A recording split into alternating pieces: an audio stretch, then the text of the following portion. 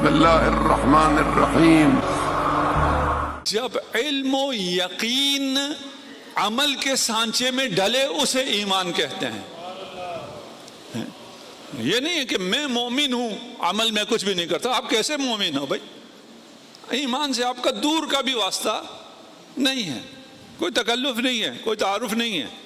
اگر ہم میں بھی کچھ ایسے لوگ بیٹھے ہیں ان کا ایمان سے کوئی دور دور کا تعلق بھی نہیں ہے، دل نماز نہیں آتی، وہ مومن نہیں ہے۔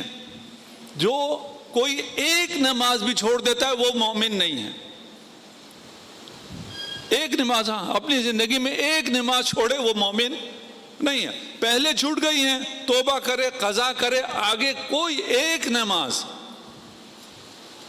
دیکھیے ہم جمع بین الصلاتین کے قائل ہیں، ہم دو نمازیں ملا کے پڑھتے ہیں۔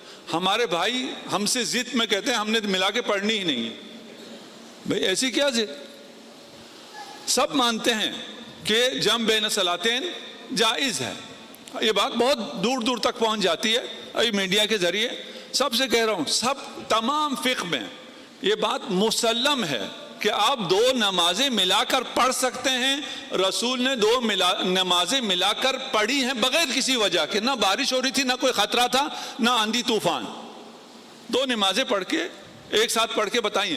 ہاں الگ الگ وقت، الگ الگ ہے، وقت فضیلت الگ الگ ہے، لیکن اگر نماز رہ جاتی ہو،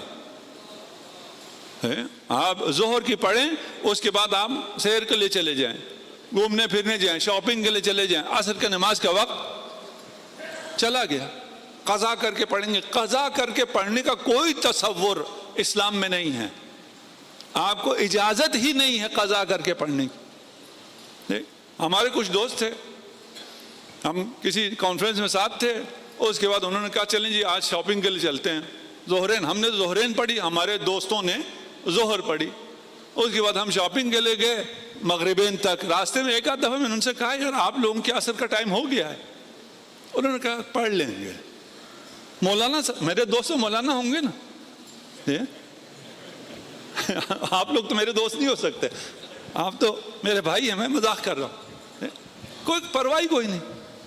بھئی ایسا نہیں ہو سکتا، کوئی نماز قضا نہیں ہو سکتی، اس کا تصور نہیں ہے۔ مخصوصاً شیعیان علی میں تو اصلاً ابداً ممکن ہی نہیں ہے۔ آپ بیمار ہیں، بستر پر ہیں، وہاں بھی آپ کو نماز پڑھنی ہے۔ آپ سفر میں ہیں، جہاز میں ہیں، وہاں بھی آپ کو نماز پڑھنی ہے۔ آپ غرق ہو رہے ہیں اور اس غرق ہوتے ہوئے بھی نماز پڑھنی ہے۔ یہ فقہ اہل بیت ہے۔ غرق ہونے کا جب تذکرہ آ گیا تو غرق ہوتے ہوئے خدا سب کو یاد آ جاتا ہے، سب، کوئی کسی کو یاد دلانے کی ضرورت بھی نہیں ہے۔